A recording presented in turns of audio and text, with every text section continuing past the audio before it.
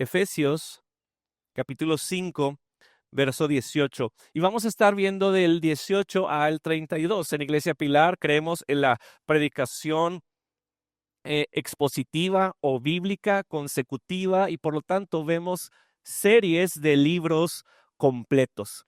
Creemos que la palabra de Dios es para el pueblo de Dios y por lo tanto vamos viendo estas secciones que contienen grandes ideas que los autores tenían para su audiencia original y que nosotros a través de la obra de Cristo podemos llegar a ellas y podemos ser animados y exhortados a vivir bajo estas verdades de la palabra de Dios. Así que voy a dar lectura al pasaje de Efesios 5 del 18 al 32.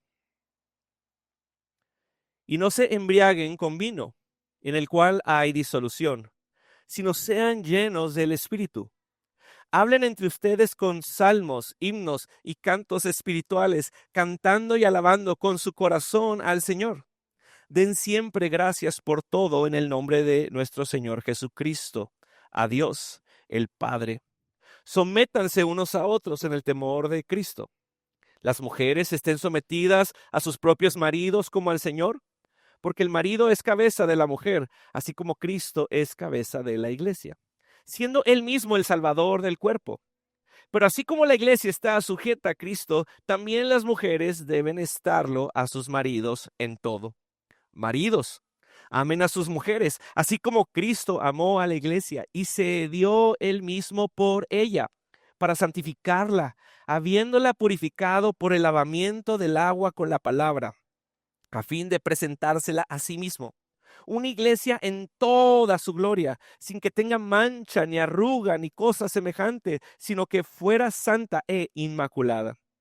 Así deben también los maridos amar a sus mujeres como a sus propios cuerpos. El que ama a su mujer, a sí mismo se ama, porque nadie aborreció jamás su propio cuerpo, sino que lo sustenta y lo cuida, así como también Cristo a la iglesia, porque somos miembros de su cuerpo. Por esto el hombre dejará a su padre y a su madre y se unirá a su mujer y los dos serán una sola carne. Grande es este misterio, pero hablo con referencia a Cristo y a la iglesia. En todo caso, cada uno de ustedes ame también a su mujer como a sí mismo y que la mujer respete a su marido.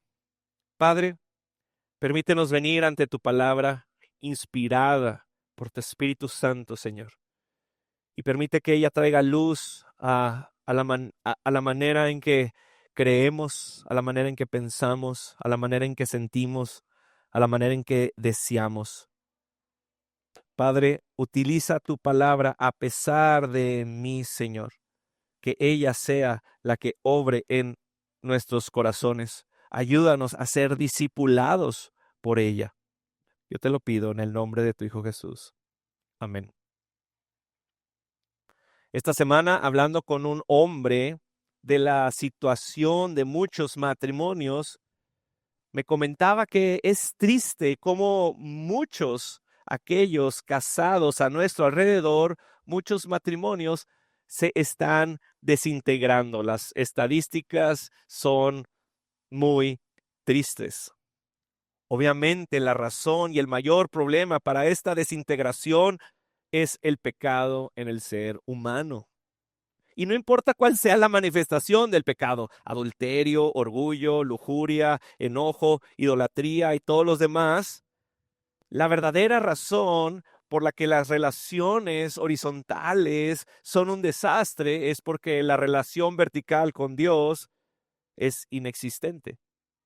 En esta conversación sobre el estado actual del matrimonio, platicando con un hombre, escuché esta pregunta: ¿por qué está pasando esto si muchos fueron criados con los mismos principios que nosotros?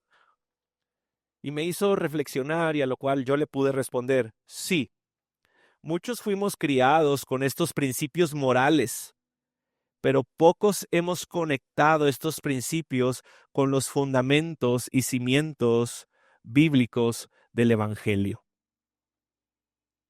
Pablo en este texto instruye a los efesios acerca de los cimientos para que las relaciones personales, pero vamos a ver también para que las relaciones matrimoniales y en próximas predicaciones para que las relaciones entre padres e hijos y relaciones laborales florezcan. En este pasaje vemos la obra del Espíritu, no solo en las relaciones en general, sino también en la relación particular matrimonial. ¿Será importante este texto? Por supuesto. Veremos la necesidad del creyente de ser lleno del Espíritu Santo y lo que esto significa para las relaciones que hay en el cuerpo y para que estas relaciones prosperen. Y también veremos que es crucial para que los casados sean guiados por el Espíritu, porque ellos son llamados a ser testigos del mejor mensaje que podemos dar, el mensaje del Evangelio. Por lo tanto, la gran idea que yo quiero presentarte de este texto es: los llenos del Espíritu son guiados por Él en sus relaciones personales, pero también en sus relaciones matrimoniales. Los que son llenos del Espíritu Santo son guiados y controlados por el Espíritu, y esto tiene un fruto, tiene un resultado en nuestras relaciones personales y tiene un resultado definitivo en nuestras relaciones matrimoniales. Por lo tanto, he dividido este texto en dos secciones. La primera, las relaciones personales dirigidas por el Espíritu Santo. ¿Sí? Y esto lo vemos del verso 28 al 21. Y no se embriaguen con vino en el cual hay disolución, sino sean llenos del Espíritu. Hablen entre ustedes con salmos, himnos y cantos espirituales, cantando y alabando con su corazón al Señor. Den siempre gracias por todo en el nombre de nuestro Señor Jesucristo, a Dios el Padre. Sométanse unos a otros en el temor de Cristo. La fuente de toda relación saludable es el Espíritu de Dios. Y es el Espíritu de Dios quien guía al creyente para que estas cosas sucedan. Cosas que vemos que suceden en este pasaje cuando un creyente es lleno del Espíritu, es que hay cantos y salmos, himnos y cantos espirituales en su corazón, pero también un creyente lleno del Espíritu Santo es agradecido siempre en toda circunstancia. Y por supuesto, es el Espíritu que guía al creyente a someternos unos a otros en el temor de Cristo. La instrucción de Pablo en el verso 18 es el fundamento de todas las relaciones que el creyente puede tener. Pablo utiliza una ilustración y una instrucción en cuanto al vino y al alcohol para luego hacer un contraste con la instrucción de ser llenos del Espíritu. En la predicación pasada vimos que como hijos de luz nosotros andamos en sabiduría y no en necedad. Es decir, una persona que anda como hijo de luz no será o buscará ser intoxicada por el alcohol u otra sustancia, sino que buscará ser lleno con el Espíritu. Ahora, vivimos en una cultura que sabe cuáles son los efectos del alcohol en el cuerpo humano. De hecho, abusar del alcohol al embriagarse y participar en borracheras es un pecado claramente descrito en la palabra de Dios. El borracho está bajo el control de otra fuerza. Sus pensamientos, sus emociones, sus acciones, el que está embriagado, obviamente no son controladas por él, sino son dirigidas por otra sustancia. Y entonces Pablo hace este contraste, aquel que está embriagado o controlado por el alcohol, pero ahora dice que el creyente no puede ser gobernado o controlado por el alcohol, sino debe ser lleno del Espíritu. Aquí hay una pregunta que tenemos que hacernos: ¿cómo puede el creyente ser lleno del Espíritu? Bueno, Pablo no lo responde. Pablo no da una instrucción, no da una fórmula de cómo buscar esta llenura, pero ojo, esta llenura en el contexto en contra de la embriaguez nos habla de un control. nos habla de una guía del Espíritu en la vida del creyente que se manifiesta en la manera en que se relaciona con su prójimo. Pablo dice, sean llenos del Espíritu. Fíjense lo que hacen los que están llenos del Espíritu. Entonces, en vez de que el pensamiento sea controlado por el alcohol, debe ser controlado por el Espíritu. En vez de que las emociones sean controladas por el alcohol, deben ser controladas por el Espíritu. En vez de que las acciones sean controladas por el alcohol, deben ser controladas por el Espíritu. Ojo, en este texto y en este contexto, en ningún momento vemos que la experiencia de esta llenura hace que el creyente caiga en un trance o que parezca borracho o experimente una experiencia mística. De hecho, en este texto podemos ver cómo se ve a un creyente lleno del Espíritu. Y hoy, de hecho, veremos también cómo se ve una esposa llena del Espíritu y cómo se ve un esposo lleno del Espíritu. Hermanos, los creyentes no necesitamos el alcohol, necesitamos al Espíritu Santo. Y un hijo amado que ha sido parte del cuerpo, tiene al Espíritu que lo guía en sus relaciones personales, que lo guía en sus relaciones con otros hermanos como miembros del cuerpo de Cristo. Ahora, ¿cuáles son los efectos o resultados de un creyente que es guiado por el Espíritu? Y el texto nos dice que hay resultados en el corazón del creyente, que hay resultados en la boca del creyente y que hay resultados en las relaciones que el creyente tiene con los demás. Fíjense el resultado en el corazón del creyente. En el verso 19, el creyente canta. ¿Sí? Canta. No solo porque conoce las buenas noticias, sino porque aprecia el Evangelio, lo siente y se goza en el Evangelio. Me encanta cuando los niños empiezan a cantar espontáneamente en sus casas. Esto demuestra la libertad que tienen. Esto demuestra el buen ambiente familiar en la familia. Bueno, eso es lo que buscamos en la iglesia.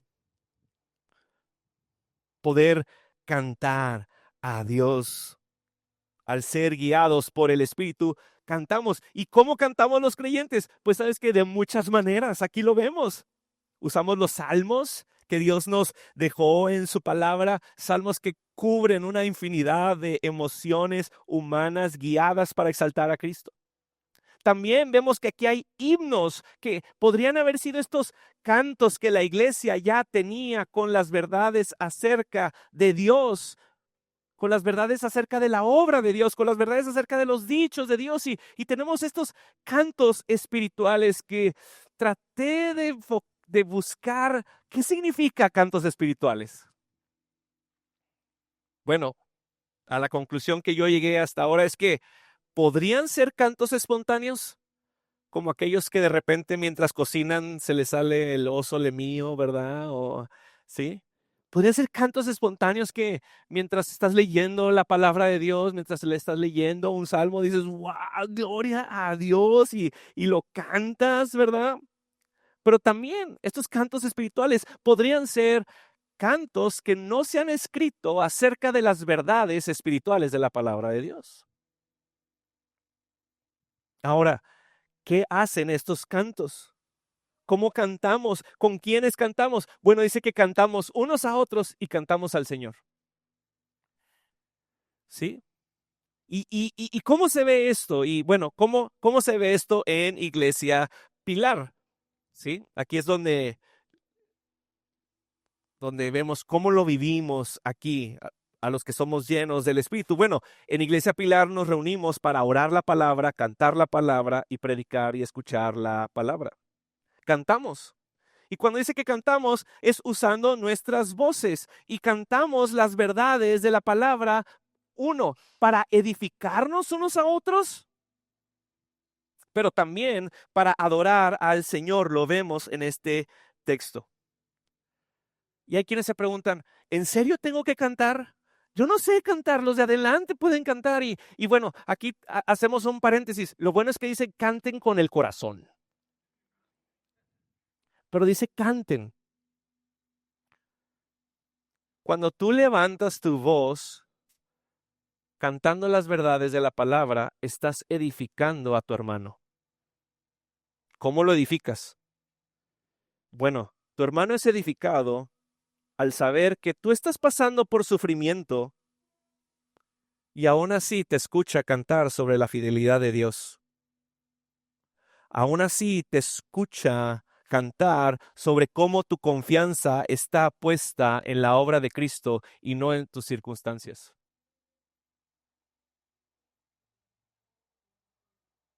Tal vez tu hermano es confrontado al escucharte cantar verdades que él conoce, pero puede estar dudando acerca de ellos y al oírte dice, sí es cierto. Es que yo te animo a que manifiestes la llenura del Espíritu Santo cantando entre tus hermanos.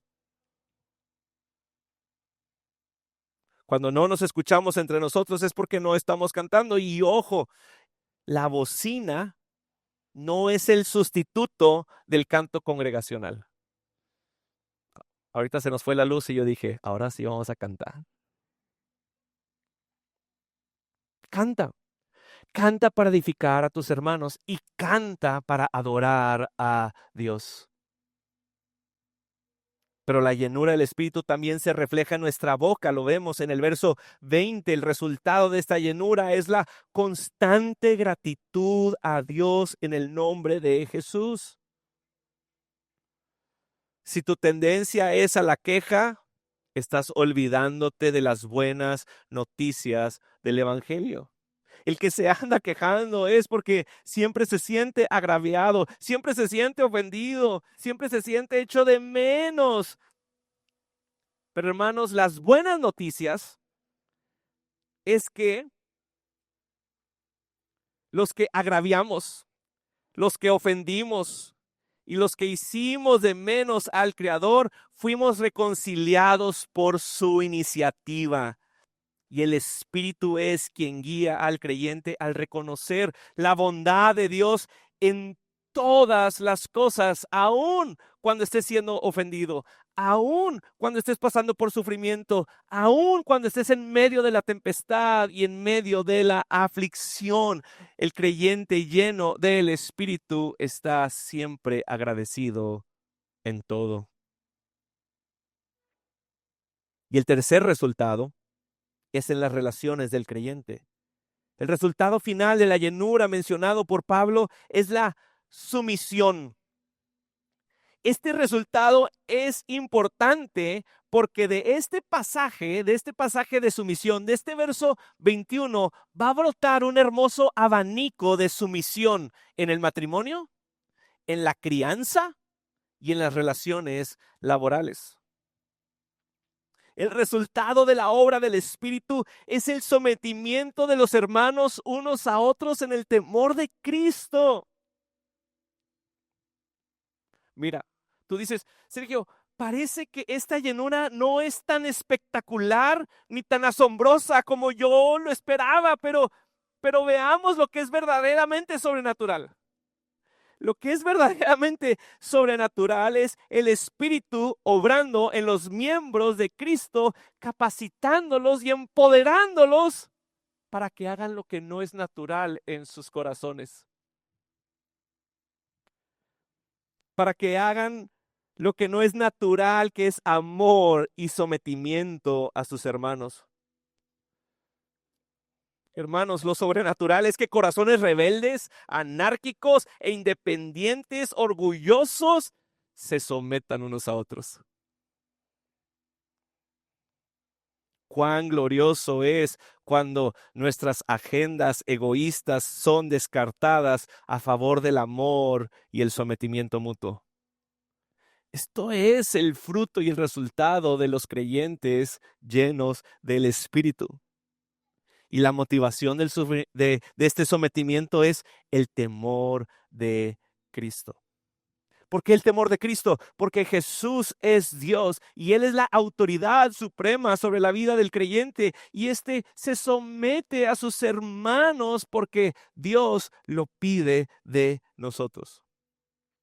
Ojo, Dios sí ha establecido liderazgo en la iglesia. Dios sí ha establecido liderazgo en el matrimonio, en la crianza y en los negocios. El sometimiento no niega el orden de Dios, sino que fortalece a que hay liderazgos que se someten y están a favor de aquellos que están liderando. Los llenos del Espíritu son guiados por Él en sus relaciones. Somos guiados por Él, como hemos visto, en nuestro corazón que responde en alabanza para nuestros hermanos y para Cristo. Somos guiados en nuestra boca que está siempre en agradecimiento, pero sobre todo somos guiados en nuestras relaciones a someternos unos a otros. Ahora, después de este verso 21, ¿verdad? Vemos cómo se manifiesta este sometimiento unos a otros y llegamos a esta segunda sección del pasaje. Esta sección que yo que le he titulado La relación matrimonial dirigida, controlada, guiada por el Espíritu, del verso 22 al 33.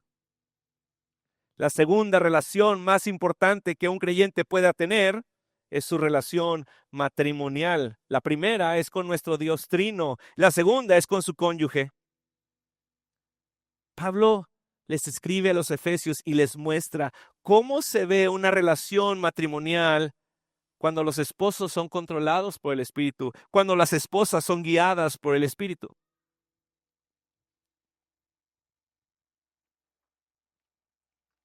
Esta sección la voy a dividir en tres partes y la primera me gustaría hablar sobre el matrimonio en general y las verdades que vemos en este pasaje sobre el matrimonio y luego nos vamos a enfocar en la instrucción para las esposas y tercero, la instrucción para los esposos. Pero ojo, hay libros completos acerca del matrimonio sobre este pasaje. Entonces, si tú quieres ir más en esto, te puedo recomendar, ¿verdad? El significado del matrimonio de Tim Keller o el pacto matrimonial de John Piper, ¿verdad? Entonces, solo quiero que entendamos que hoy lamentablemente no llegaremos a todas las hermosas profundidades de este texto, pero vamos a ver muchas verdades. También hay que reconocer que aquí hay quienes no están casados y puedan decir, ¿para qué me sirve esto? Sabemos que algunos de aquí han enviudado y sabemos que otros de aquí no se han casado y que tal vez hay otros aquí que no tienen el don de la soltería y gloria a Dios por eso. Pero este texto te va a ayudar a entender mejor el Evangelio. También quiero aclarar y reconocer que a la luz de la palabra, el matrimonio no es mejor que la soltería y la soltería no es mejor que el matrimonio.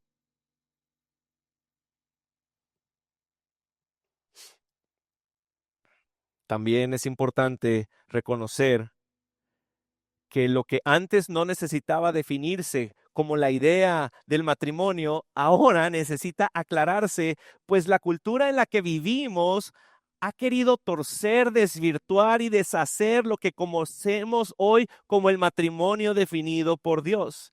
Este ataque al matrimonio no es un ataque cultural, es un ataque espiritual. Por lo tanto, quiero utilizar esta definición del matrimonio de John Stott. Dice, el matrimonio es un pacto exclusivo entre un hombre y una mujer, ordenado y sellado por Dios, precedido por el abandono de los padres y consumado en la unión íntima, que da lugar a una relación permanente de apoyo mutuo y que normalmente se ve coronada con el don o regalo de los hijos. La primera verdad acerca del matrimonio que vemos aquí es que el matrimonio fue diseñado por Dios desde antes de la creación para ser un testigo. para hacer una historia, para mostrar algo, una proclamación entre la relación de Cristo y la iglesia. Por eso en este texto vemos varios comos o así comos, porque Pablo está diciendo que el matrimonio es esta parábola de la relación entre Cristo y su iglesia, y es esta imagen que vemos, y Pablo dice que la esposa representa a la iglesia y el esposo representa a Cristo. Cuando el esposo y la esposa entienden esta dinámica y entienden a quién están representando, son motivados a la obediencia en este pasaje. ¿Qué se espera de una esposa? Lo que se espera de la iglesia: sometimiento y respeto. ¿Qué se espera de un esposo? Lo que se espera de Cristo: amor sacrificial. Otra verdad que vemos es que el matrimonio tiene un propósito, y ese propósito es la gloria de Dios. Cuando los esposos llenos del Espíritu viven estas verdades, Cristo es glorificado. La cabeza de la iglesia, Cristo, es valorada. El liderazgo de Cristo sobre la iglesia es exaltado, y la obra de Cristo al sacrificarse por su iglesia es apreciada. El propósito del liderazgo es la gloria el propósito del matrimonio es la gloria de Cristo. Y la tercera verdad que quiero que veamos es que la unión de Cristo y su iglesia es un misterio. Cuando reducimos el matrimonio a solo algo terrenal,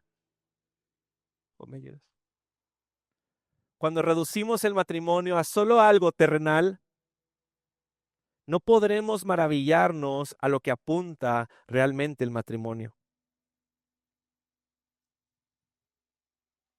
Cuando tú vas a una boda,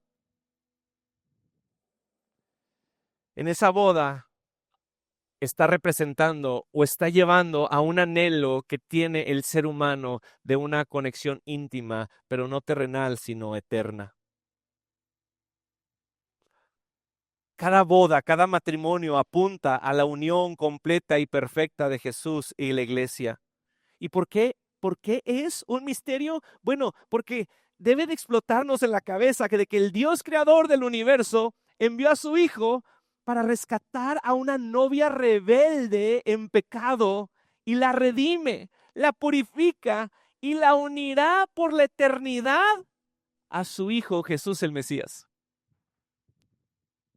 Grande es este misterio, dice el apóstol Pablo. Así que estas son verdades acerca del matrimonio para que nosotros podamos ver cómo se ven las esposas llenas del Espíritu. Y luego vamos a ver cómo se ven los esposos llenos del Espíritu. Así que Pablo inicia en el verso 22 con las esposas y les da una instrucción clara. Sométanse a sus maridos, y luego dice: sométanse a sus maridos en todos.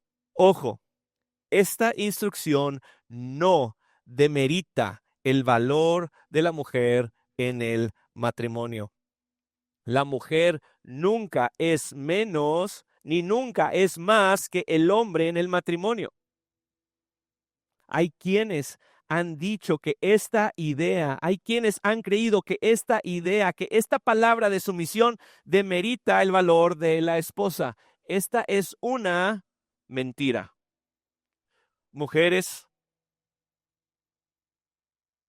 ustedes que están siendo expuestas constantemente a la contaminación de un falso y tóxico feminismo, antes de luchar en contra de esta sumisión, recuerda que esta instrucción es dada por Dios, quien te ama, quien desea lo mejor para ti y quien es sabio perfectamente. Una esposa que ha sido parte del cuerpo, una esposa que es llena del Espíritu, deseará abrazar y vivir esta instrucción. Vemos que desde la creación Dios ha establecido roles y liderazgo, y nosotros como su pueblo nos alineamos al diseño de Dios. Mujeres, este sometimiento nunca será en contra de tu voluntad y nunca debe usarse para forzarte a practicar pecado. Este sometimiento es hacia el liderazgo amoroso y sacrificial del esposo. La esposa se somete libre y voluntariamente al liderazgo de su marido fiel. Y esta sumisión es por amor, porque estás poniendo la voluntad de tu esposo sobre la tuya. ¿Y cuál es la motivación de esta sumisión? Dice el verso 22, como al Señor. Una esposa que está sometida al Señor se someterá a su esposo.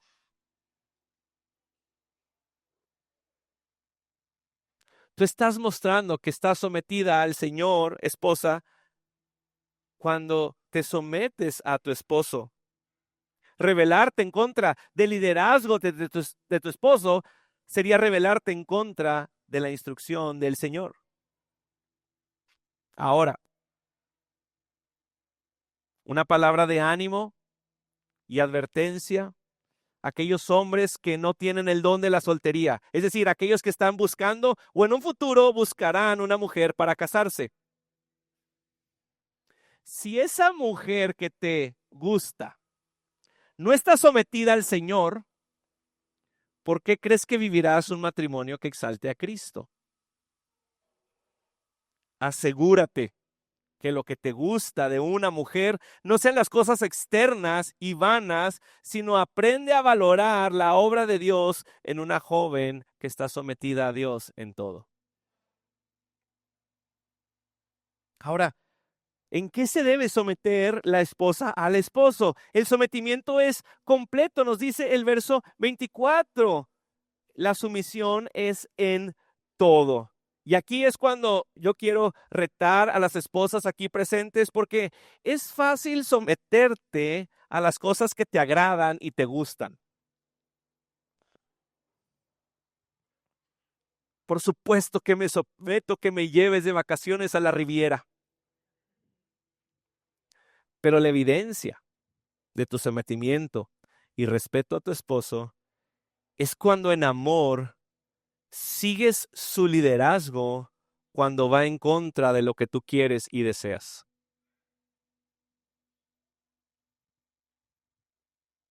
Cuando este mundo sorprendido te pregunten, ¿por qué te sometes así a tu esposo? ¿Por qué lo respetas de tal manera? Tú podrás responder, lo hago porque así se somete y respeta la iglesia a su Salvador Jesucristo.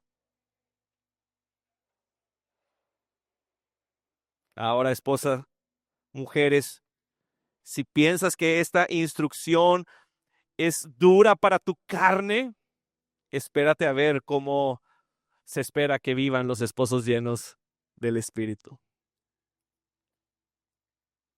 Y esto lo vemos del verso 25 al 33. ¿Cómo se ve un esposo lleno del Espíritu? Bueno, Pablo le pide a los esposos que reflejen a Cristo amando a sus esposas y este amor del esposo debe ser como el amor de Cristo y parece sencillo, pero veremos que amar como Cristo sin la llenura del Espíritu Santo es imposible. Ve el tipo de amor que se espera de un esposo lleno del Espíritu. El tipo de amor que se espera de un esposo lleno del Espíritu es un amor sacrificial. Amen a sus esposas, así como Cristo amó a la iglesia. Y la pregunta es, ¿y cómo amó Cristo a la iglesia? Me gustó cómo lo puso un comentarista. Dice, el amor de Cristo es el amor del Gólgota. Es el amor donde lo colgaron y lo crucificaron.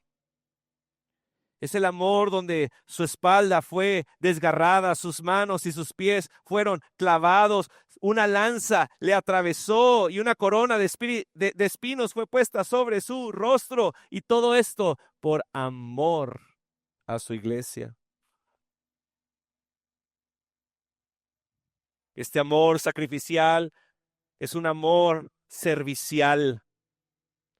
Es un amor que Jesús vino a servir a su iglesia y mostró su servicio sacrificial. Hombres, el matrimonio es un llamado a morir.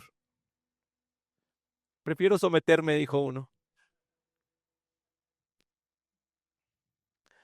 El matrimonio para el esposo es un llamado a morir.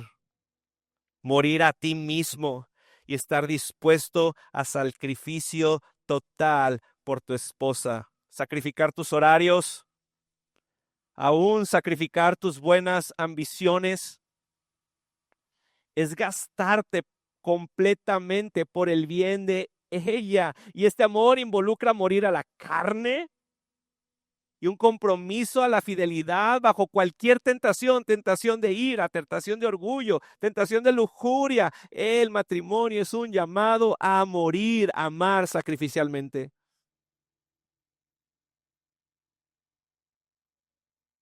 Una aplicación para aquellas mujeres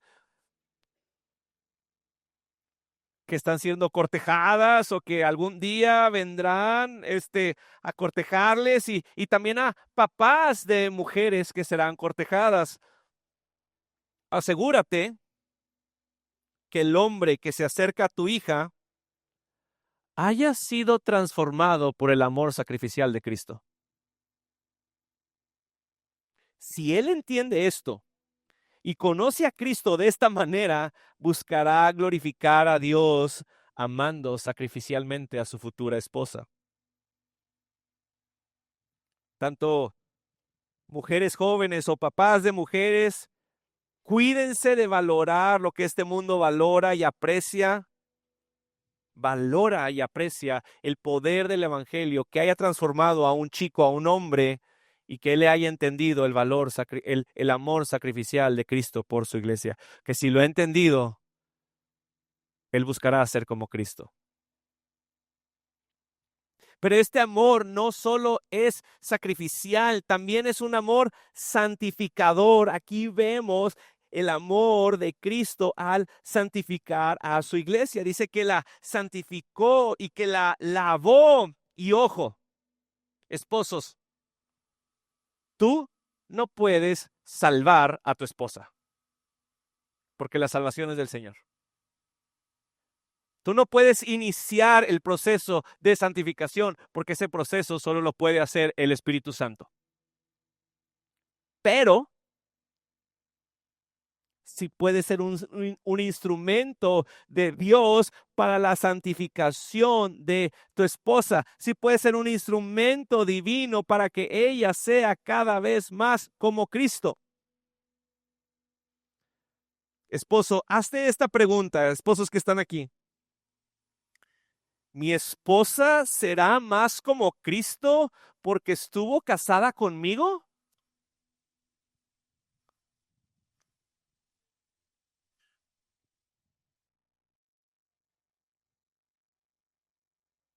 Muestra este amor santificador al comprometerte con su vida espiritual. Busca la oración en matrimonio, busca guiarla en la palabra, busca ayudarla a crecer en sabiduría teológica, busca pastorear su alma. La semana pasada me preguntaron, ¿y cómo obró el texto que predicaste en ti? Y yo estoy pensando como que aquí está mi esposa y yo quiero ser honesto. Hoy confieso que me falta mostrar la llenura del Espíritu en mí al cooperar para la santificación de mi esposa. Hoy confieso que mi tendencia es a la pasividad y que mi ídolo es la comodidad y eso hace que yo como hombre quiera evadir mi compromiso a amar a mi esposa ayudándole a ser más como Cristo. Les dije que oraran por su pastor. Este amor santificador, hombres, esposos, se ve en la práctica. Orando por ellas, orando con ellas.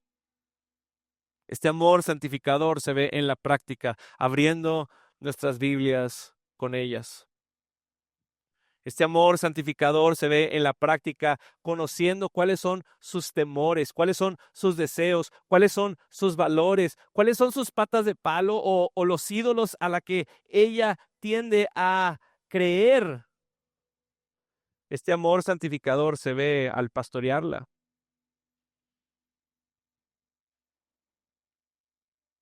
Esposos, somos llamados a amar como Cristo, y una manera en que se ve este amor es amándola para su santificación. Y el tercer tipo de amor es es un amor satisfactorio, es un amor que cubre sus satisfacciones, es un amor que cubre sus necesidades. Por eso del verso 28 al 31 dice, ámenlas como a sus propios cuerpos. Es decir, el esposo debe de proveer, debe de nutrir, debe de cuidar a su esposa como se cuida a sí mismo. Y por eso Pablo utiliza Génesis 2:24 para recordarle al esposo que ya no está él independiente, sino que ahora con su esposa son una sola carne. Y porque son una sola carne, él debe desear satisfacer las necesidades de su carne, que es su esposa. Esposo, las necesidades de tu esposa son tus necesidades y debes de proveerlas. Y diría, debes de buscar entenderlas y debes de proveerlas.